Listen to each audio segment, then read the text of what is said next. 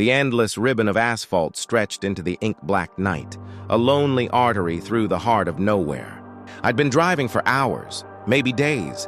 Time had lost its meaning out here. The only thing that mattered was the growing distance between me and the wreckage of my life. I'd left smoldering in the rearview mirror.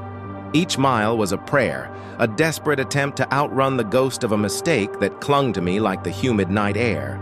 The car radio was my only companion, a tinny voice that crackled and hissed, weaving disjointed tales of freak weather patterns moving in from the coast and half-forgotten local legends about this very stretch of highway. Stories of travelers who checked in but never checked out. Then, I saw him. A lone figure silhouetted against the sickly orange glow of a single flickering street lamp, standing unnaturally still on the shoulder of the road. Every rational thought screamed at me to keep driving, to press the accelerator to the floor and not look back. But a strange compulsion, a pull I couldn't explain, made my foot ease onto the brake. The car slowed to a stop beside him. He opened the passenger door without a word and slid onto the seat, bringing a sudden, biting wave of cold air with him that seemed to suck the warmth right out of the car. He didn't speak, didn't even look at me. The only sound was the rhythmic plink, plink, plink of water dripping from the hem of his dark coat onto the rubber floor mat. A thick, unnerving silence settled between us. I tried to break it, my voice sounding hollow and thin in the confined space. Nasty night to be out. He offered only a quiet hum in response. Headed far? A short, cryptic, far enough? The radio, which had been sputtering fragments of static, suddenly died with a final, definitive pop. The air grew colder still, my own breath pluming in front of my face like a dragon's steam. My eyes darted to the rearview mirror, and for a heart-stopping second, the reflection wasn't of the man beside me.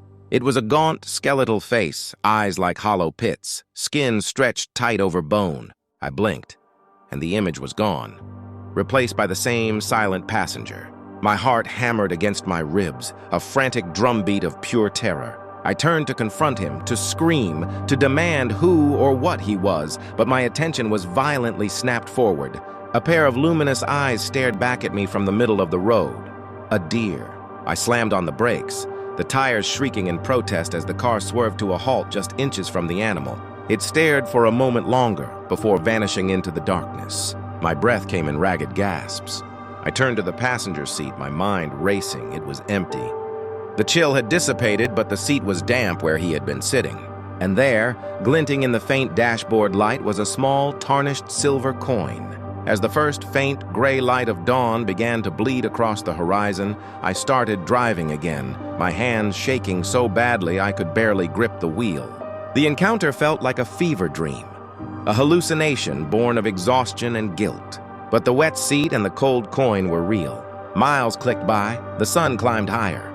And then, up ahead, I saw it. Under another lonely street lamp, a figure stood in the exact same pose, unnaturally still, waiting. My blood ran cold. The camera zooms in on my face, the dawning horror twisting my features into a mask of pure terror. It wasn't a chance encounter. This was a toll. And this highway was my eternal penance. I couldn't escape.